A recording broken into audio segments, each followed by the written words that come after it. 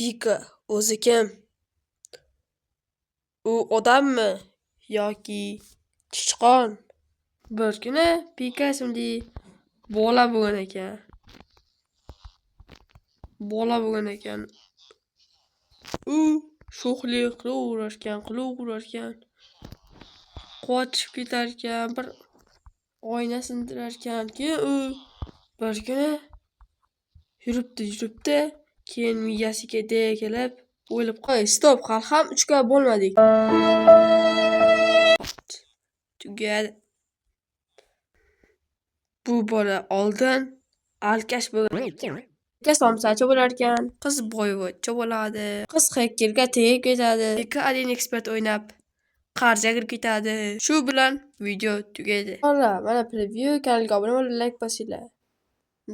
Let's go. Hammaga xayr bolalar, sizlar bilan Xaskar bo'laman.